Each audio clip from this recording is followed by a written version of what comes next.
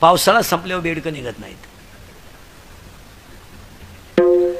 पोरगा म्हणला मी फाशी घेईल, ती बाई दोरी तू गुतव, मला किती झटका द्यायचा एवढं सांग, मी तयार आहे. पोरगा म्हणला मी पॉयझन घेईल, लगेच इकडे ये, तुला कोणतं पाहिजे, माझ्याकडे दर्जेदार टॉनिक आहे, कोणतं पाहिजे तुला, तुला टाटा मेट्री पाहिजे, निराया कत्तर पाहिजे, राऊंडअप पाहिजे, गोल पाहिजे का M45 पाहिजे का तू भोरडी पाहिजे का टिकटॉक पाहिजे का अविनाश पाहिजे, ही तणनाशकाची नाव आहे, कोणाला लागली तर लिहून घ्या. आणि मनोसक्त औषध पिऊ द्या त्याला, अजिबात तुम्ही टेन्शन घेऊ नका. तो 5 तास मरत नाही.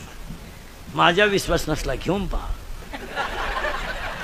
आणि त्याला दवाखान्यातून आणल्यावर म्हणायचं औषध घेतो का, शेण खावा पण औषध नको. कारण ज्यानं औषध घेतलं त्याला हॉस्पिटलमध्ये उलटा टांगीत्यात, इकडून नळी इकडं काढतात. एकदा नळी घालून आणली ना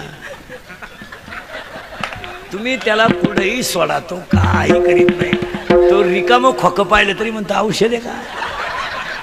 तो काय करतो, फुकाट मिळाल्यामुळं ऊत आलाय, हरमिला नाही तर ते काय करताय. हे इंद्रिकरचे वाक्य आहेत भाऊ. मी 10 वर्षापूर्वी जे बोलत होतो ते आज खरं आहे, आणि आज बोलतो ते कायम खरं आहे. मी 10 वर्षापूर्वी म्हणत होतो मजूर गाडीवर येईल, आला. मी 10 वर्षापूर्वी म्हणत होतो मजूर बागायतदाराला याजाने पैसे देईल, दिले. मी 10 वर्षापूर्वी म्हणत होतो मजूर बागायतदाराची खरेदी घेईल, घेतली. मी 10 वर्षापूर्वी म्हणत होतो पोरगी बापाला लग्नाचा लोट ठेवणार नाही, निम्मे बाप मोकळे केले पोरीने.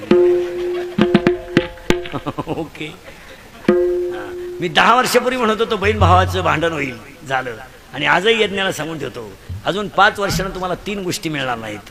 1 माती, 2 मुलगी आणि 3 नोकरी. जमीन ही गोष्ट तुम्हाला 5 वर्षांना पाहायला सुद्धा मिळणार नाही. तुम्हाला वाटतं आम्हाला 100 एकर आणि 150 एकर आहे, जमीन राहत नाही. काळी आई कालही सोनं देत होते, आजही सोनं देते, आणि चंद्र सूर्य आहे तोपर्यंत सोनच देते. मग तुम्ही मला शेती परवडत का नाही, परवडलच कशी, कामच करायचं जर नाही. बाप झालाय कार्यकर्ता, पोऱ्या झाला युवक कार्यकर्ता, आणि बायको झाली बचत गटाचा अध्यक्ष. शेतात जाईल कोण, बाप नुसता बांधावर उभा आहे, काय गवत आहे, इळा घे काप, कवर लग्न मोडीतो गावात लोकांचं. त्याचा पोऱ्या म्हणतो शेतीला नियोजन नाही. मग बाप म्हणतो ह्या गवताला उपाय काय, त्याचा पोऱ्या म्हणतो विकल्याशिवाय पर्याय नाही. जमीन मिळणार नाही, माहिती म्हणून देणार ठेवा, लोक परत जमिनीवरच येणार आहेत. 2 मुलगी मिळणार नाही, लग्न न झालेले पोरं, तुम्ही आता नवरदेव होणार नाही. तुम्ही ते डोक्यातच आणू नका बा आपण नवरदेव होणार, नाही नाही नाही. तुम्ही आता असेच बजाव शांता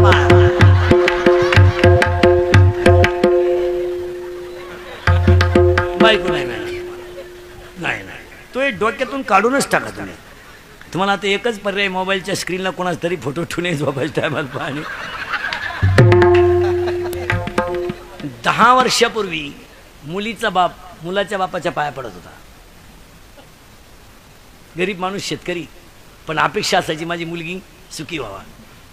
तो पोऱ्याचा बाप इतका नालायक होता हरामी. तो काय म्हणायचं माहिती आहे का तेव्हा, तुम्ही कुठं आम्ही कुठं, हे कसं जमेल, तुमची लेवल काय आमची लेवल काय. आमच्या पप्पूला 9,000 रुपये पेमेंट आहे, पाहुणे मागं लागलेत त्याच्या. तो पोरीचा बाप पाया पडायचा आणि म्हणायचा तुमच्या इतका मी श्रीमंत नाही, पण तुमची मान खाली होणार नाही याची दखल घेईन मी. रडायचा पोरीचा बाप. हा दरोडेखोर म्हणायचा विषय सोडून द्या. देवाने याच्यावर मीटिंग घेतली.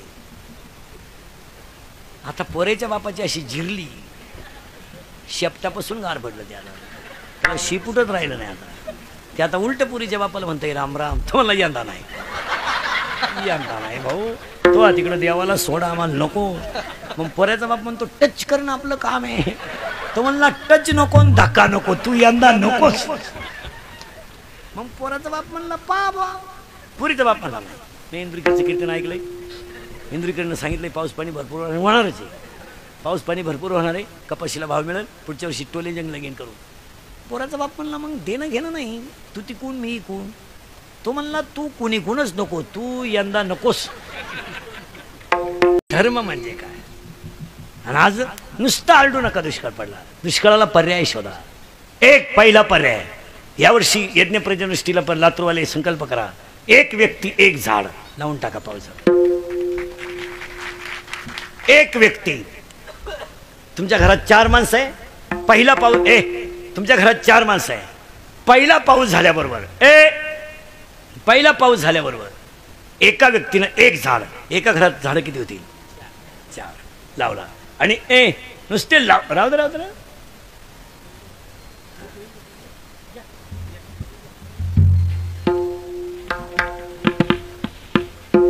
पटकन पटकन पटकन. आता कीर्तन ऐकणारे भावनिक व्हायलेत. आता ते विक्षेप सहन नाही करणार. नाही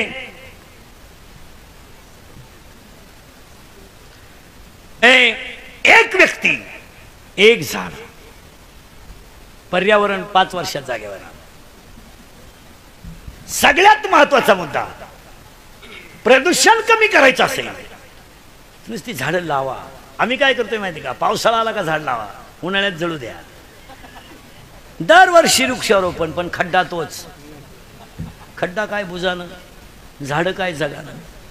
आज 10 वर्षापासून जर एक झाड लावलं असतं तर आज उन्हाळ्यात सुद्धा पाऊस पडला असता. एक, दुष्काळाला पहिला पर्याय वृक्षारोपण करा. 2, जमिनीची धूप होणार नाही याची काळजी घ्या. आणि 3रं कारण, उत्पन्नाच्या तुलनेत राहणीमान ठेवा. कर्जाला सगळ्यात मोठा पर्याय आहे. तुमचं उत्पन्न तपासा ना. 4 मोबाईल आहेत प्रत्येकाच्या घरात. 4 मोबाईल. 10 रुपयाच्या खाली जर तुमचा मोबाईल दिवसभर कामच करीत नाही, 10 म्हणजे किरकोळ झाले. त्याचं व्हॉट्सअप चालू आहे, त्याची इंटरनेट चालू आहे, त्याचं बिल किती येतं एवढं तपासा.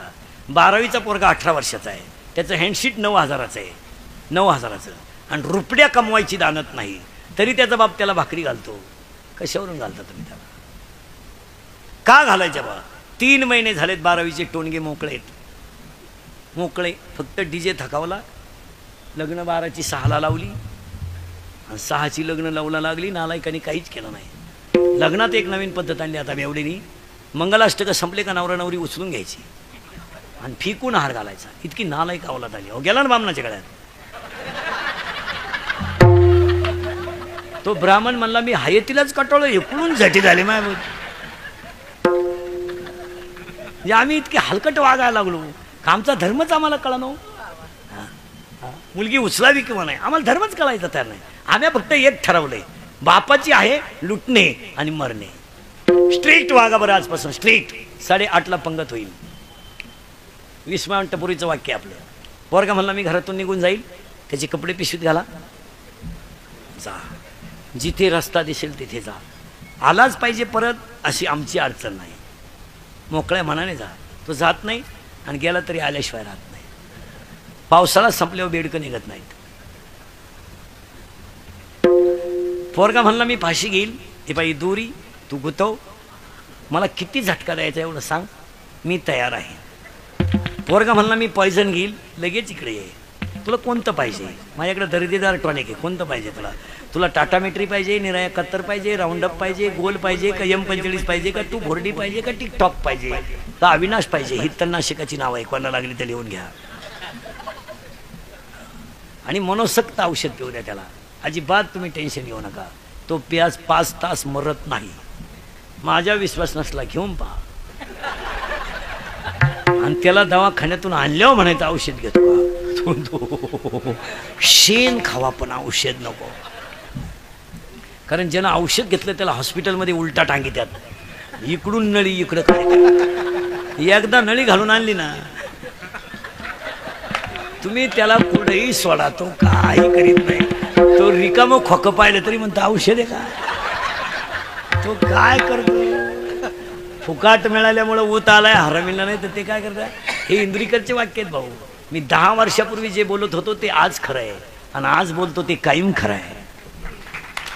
मी 10 वर्षापूर्वी म्हणत होतो मजूर गाडीवर येईल, आला. मी 10 वर्षापूर्वी म्हणत होतो मजूर बागायतदाराला याजाने पैसे देईल, दिले. मी 10 वर्षापूर्वी म्हणत होतो मजूर बागायतदाराची खरेदी घेईल, घेतली. मी 10 वर्षापूर्वी म्हणत होतो पोरगी बापाला लग्नाचा लोट ठेवणार नाही, निम्मे बाप मोकळे केले पोरीने. ओके.